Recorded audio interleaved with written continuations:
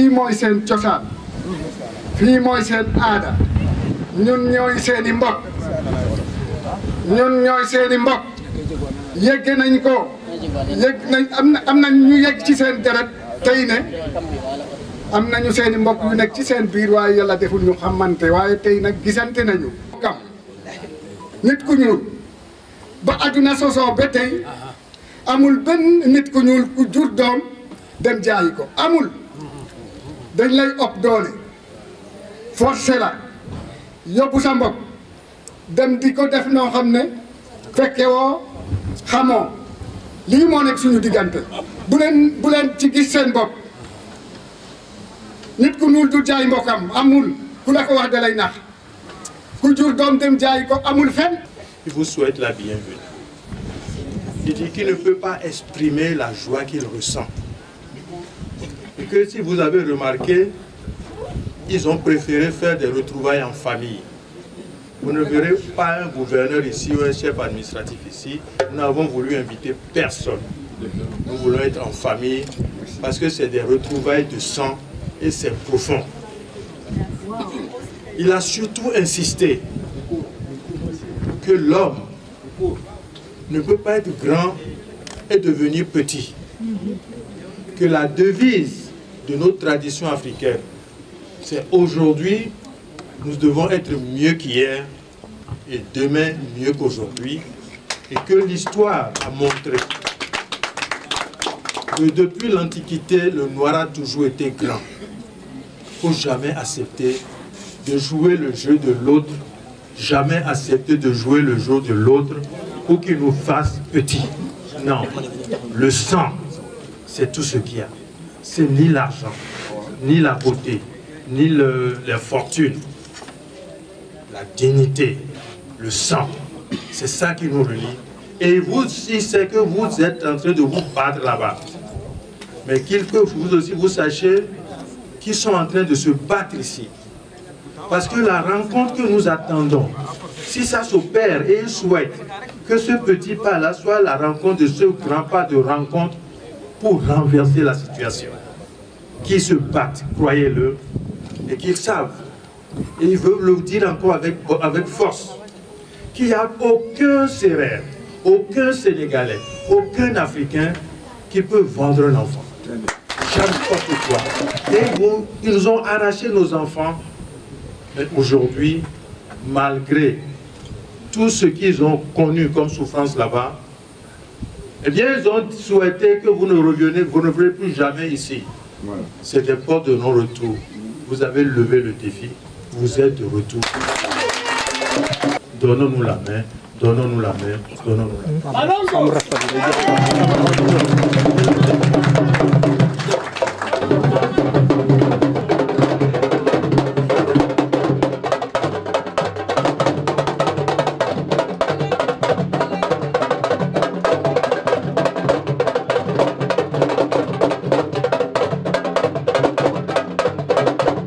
Votre responsable Garcin doit être intronisé aujourd'hui. Alors, je vous demande, mon bien-aimé frère, d'enlever vos chaussures. La terre est chaude, je sais, mais de venir nous rejoindre ici, s'il vous plaît.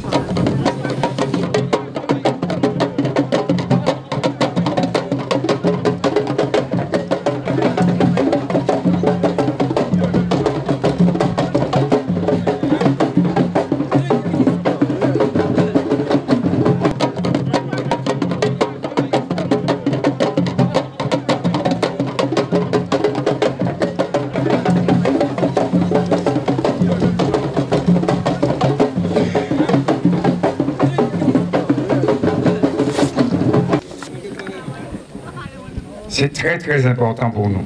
C'est une manière de dire que lorsque nous venons ici, nous savons très bien que nos ancêtres n'ont pas été vendus par leurs frères, par leurs sœurs. C'est un mensonge énorme que nous sommes venus réparer ici.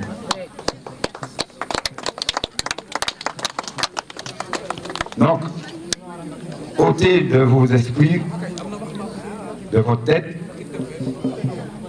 que nous, afro-descendants dans le continent américain, nous croyons dans ce mensonge énorme. Ce sont les Blancs qui nous répètent ça, et nous leur démontrons aujourd'hui, en venant ici, en nous mettant en reconnexion avec vous, eh bien, que nous avons démonté tout le mensonge. Nous qui sommes venus du continent américain, nous avons ici des frères, des sœurs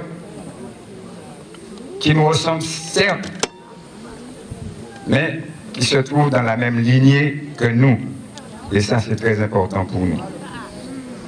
Donc, voilà ce que nous voulions dire aujourd'hui, lorsque nous sommes venus ici. Malango. Malango.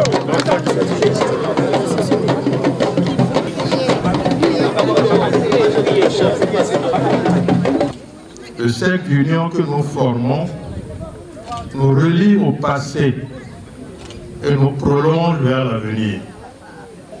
Nos grands-parents le faisaient. Nous le faisons à notre tour pour permettre aux générations futures de comprendre que les mains dans les mains, dans la dignité et la fierté, nous serons capables de relever énormément de défis qui interpellent notre planète et notre humanité. Merci.